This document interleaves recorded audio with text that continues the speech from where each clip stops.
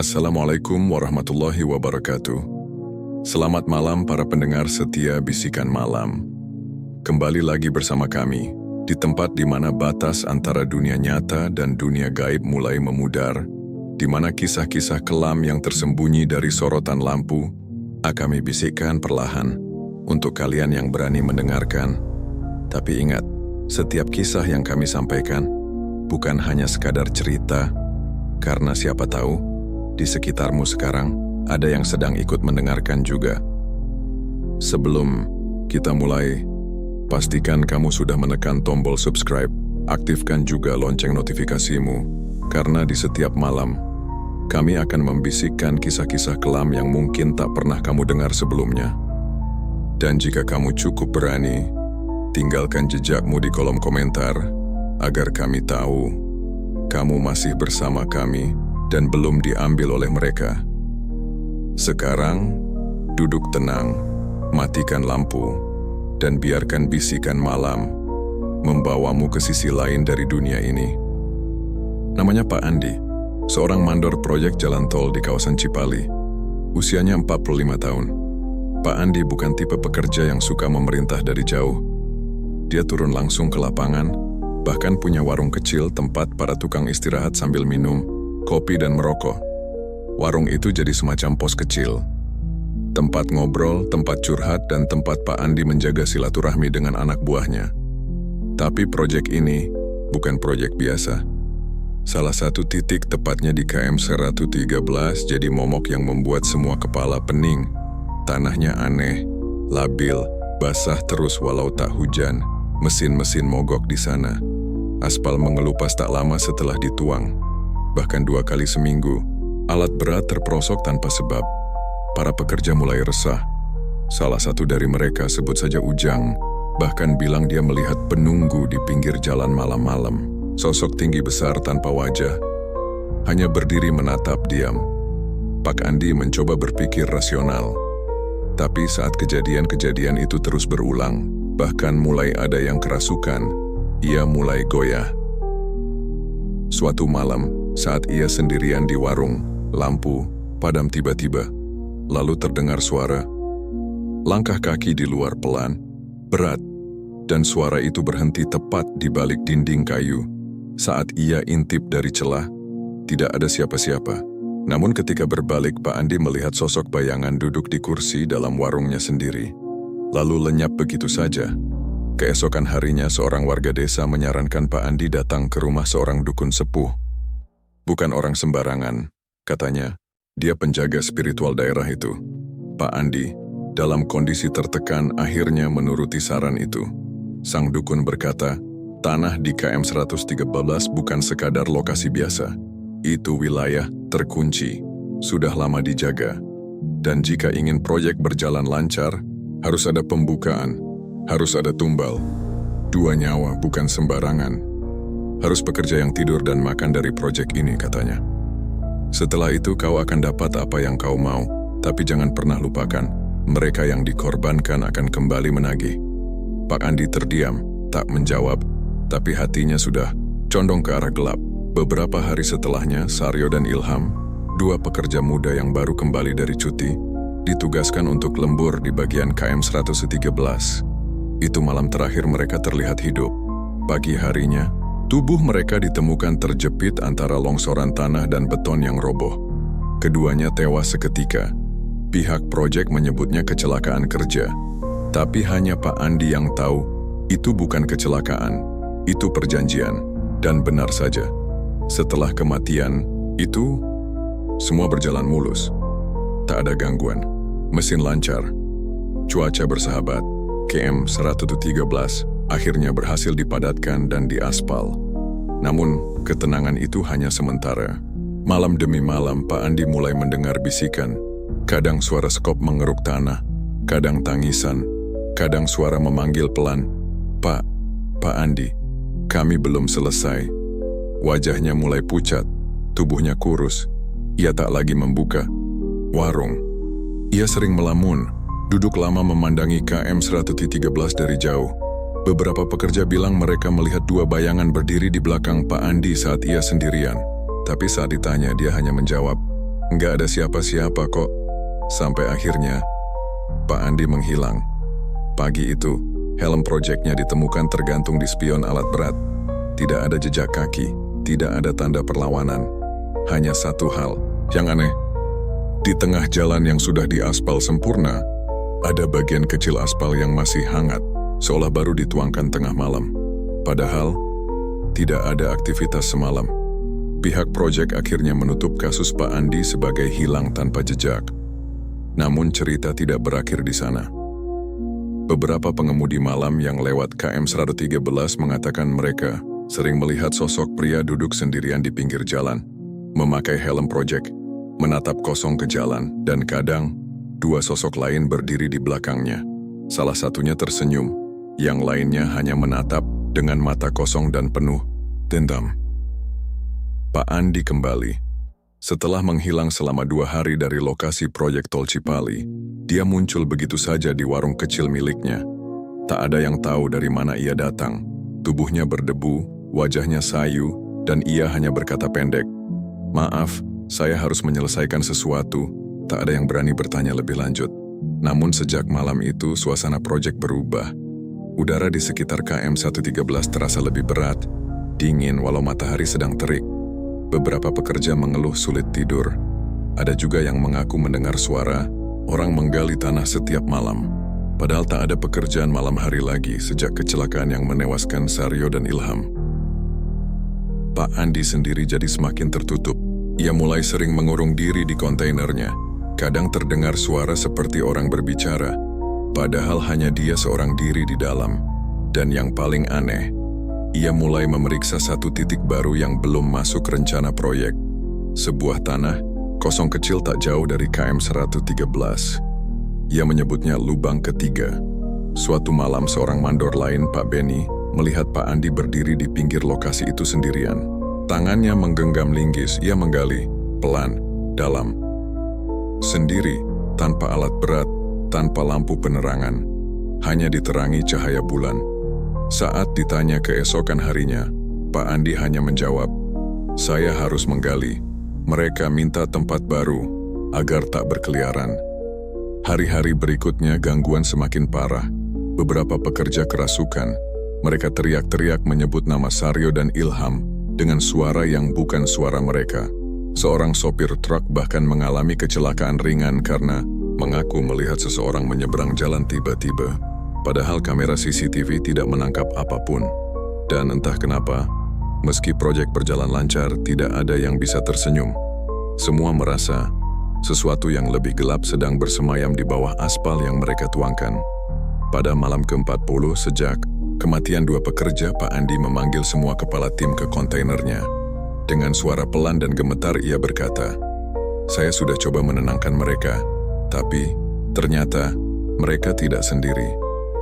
Ada yang lebih besar, yang menunggu tumbal ketiga." Semua yang hadir terdiam, tak tahu harus menanggapi apa. Lalu Pak Andi berdiri, mengambil map berisi denah proyek, dan menunjuk titik lubang kecil yang ia gali sendiri. "Di sini, tempat saya nanti. Saya sudah ganggu tempat mereka. Saya sudah langgar batas, jadi saya yang terakhir." Malam itu juga, Pak Andi kembali ke lubang ketiga. Beberapa pekerja melihat dari jauh, tubuhnya perlahan turun ke dalam. Tak ada yang berani menghentikan, tak ada yang cukup berani untuk bertanya. Dan saat matahari terbit, lubang itu telah tertutup rapi, seperti tak pernah digali sama sekali. Sejak hari itu, proyek berjalan sempurna. Tidak ada gangguan, tidak ada kecelakaan, tidak ada rasa berat. Bahkan KM 113 menjadi salah satu titik paling kokoh di jalur Tol Cipali. Namun cerita belum usai. Beberapa bulan kemudian, saat jalan tol sudah dibuka untuk umum, beberapa pengemudi malam melaporkan hal yang ganjil. Di sekitar KM 113, mereka sering melihat 3 sosok berdiri diam di pinggir jalan. Seorang pria parubaya mengenakan helm proyek dengan 2 pria lebih muda di belakangnya. Ketiganya memandang lurus ke jalan, seolah sedang menunggu sesuatu. Dan kadang, jika kamu berhenti di bahu jalan terlalu lama, kamu akan mendengar suara sekop menggali perlahan dari bawah aspal mobilmu. Setelah hilangnya Pak Andi dan lubang ketiga yang tertutup sendiri, proyek jalan tol Cipali akhirnya rampung. KM 113, titik yang dulu penuh gangguan, menjadi bagian jalan paling mulus, paling lancar. Tidak ada lagi laporan kerusakan, tidak ada mesin mogok, tidak ada longsor. Semuanya seperti diberkati. Tapi, keberkahan itu terasa ganjil. Beberapa pekerja yang dulu ikut dalam proyek mulai mengalami mimpi buruk. Mereka melihat Pak Andi duduk bersila di tengah jalan, wajahnya penuh tanah, matanya menatap kosong dan bibirnya terus komat-kamit membaca sesuatu. Di belakangnya, Saryo dan Ilham berdiri, tapi tubuh mereka setengah hancur. Seperti belum selesai, dikubur. Salah satu pekerja, Tony, bahkan mengalami kecelakaan motor setelah bermimpi seperti itu 3 malam berturut-turut.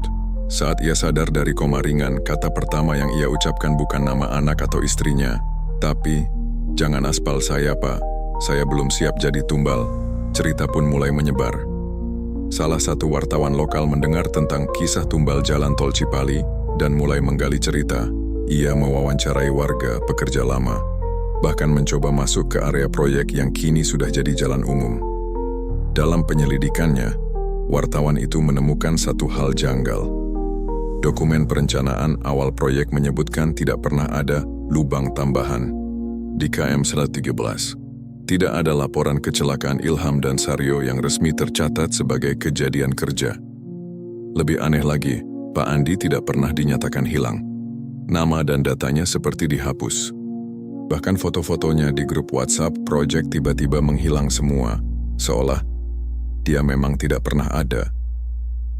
Wartawan itu merasa makin penasaran. Sampai akhirnya, pada suatu malam, dia nekat berhenti tepat di KM 113. Ia turun dari mobil, menyalakan senter dan berjalan perlahan menyusuri pinggir jalan. Lalu ia melihatnya. Bekas gundukan kecil di balik semak. Tanahnya berbeda, lebih gelap, lebih padat, seperti dicampur sesuatu yang bukan cuma tanah. Dan dari gundukan itu, ia melihat tetes kecil, merah, darah. Malam itu juga, wartawan tersebut kembali ke mobil dan melaporkan temuan itu lewat media sosial. Namun anehnya, video itu hanya bertahan 3 menit sebelum menghilang sendiri. Akun si wartawan lenyap. Emailnya tak bisa diakses. Nomornya tidak aktif. Dan ia tidak pernah ditemukan lagi. Setahun berlalu, jalan tol Cipali tetap ramai. Tapi KM 113 punya reputasi baru. Para pengemudi sering diminta jangan berhenti terlalu lama di sana, terutama saat malam. Konon, jika mesin mobilmu mendadak mati di titik itu, dan kamu turun untuk mengecek, kamu akan mendengar suara dari bawah, aspal.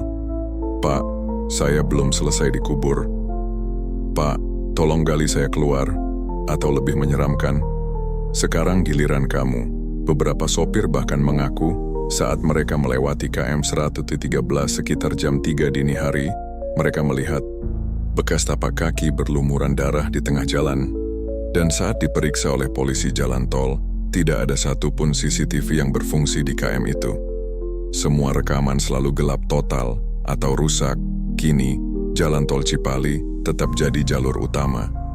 Tapi bagi mereka yang tahu kisah aslinya, mereka tidak akan lewat KM 113 tanpa membaca doa, dan mereka tidak akan pernah menatap ke pinggir jalan, karena di sana sering tampak 3 sosok sedang berdiri. 2 muda, 1 tua, dan semua menatap kamu, menunggu. Mungkin giliranmu berikutnya. 1 tahun sejak proyek tol Cipali selesai dibangun, KM 113 menjadi titik yang tak pernah sepi, baik oleh kendaraan maupun bisikan-bisikan gaib yang selalu membuntuti orang-orang yang pernah bekerja di sana. Salah satu dari mereka adalah Maman, mantan operator alat berat. Ia pindah ke kampung halamannya di Subang mencoba membuka usaha bengkel kecil. Tapi sejak proyek itu selesai, ia sering merasa jalan tol seperti memanggilnya kembali, bukan panggilan biasa. Setiap malam Maman bermimpi berada di atas aspal hitam KM 113, Tapi tempat itu berbeda. Tidak ada mobil, tidak ada lampu.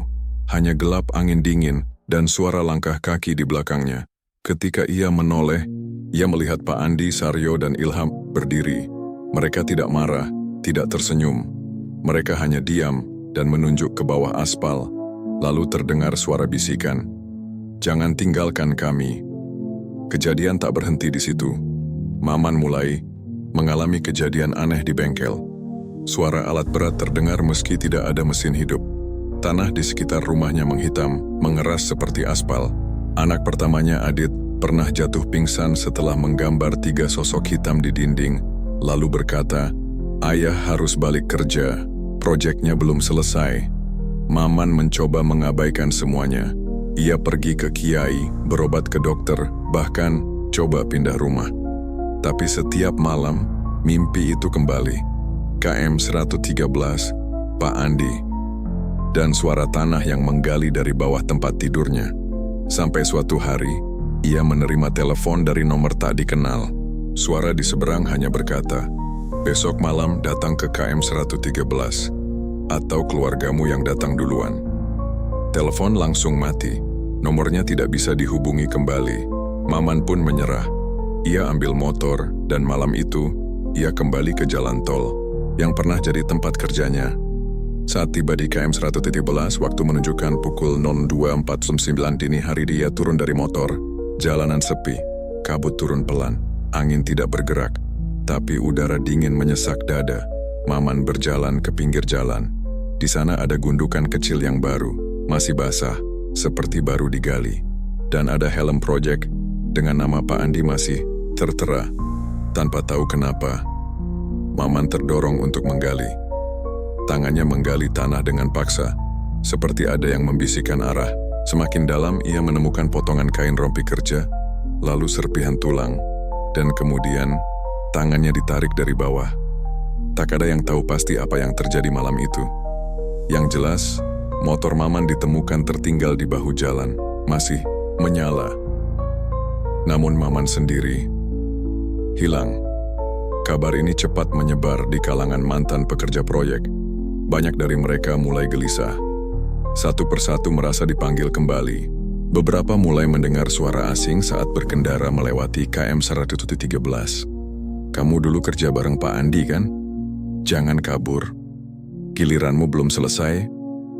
Dan memang, dalam waktu 2 bulan berikutnya, 2 mantan pekerja lain juga dilaporkan hilang. Semua hilang di malam hari.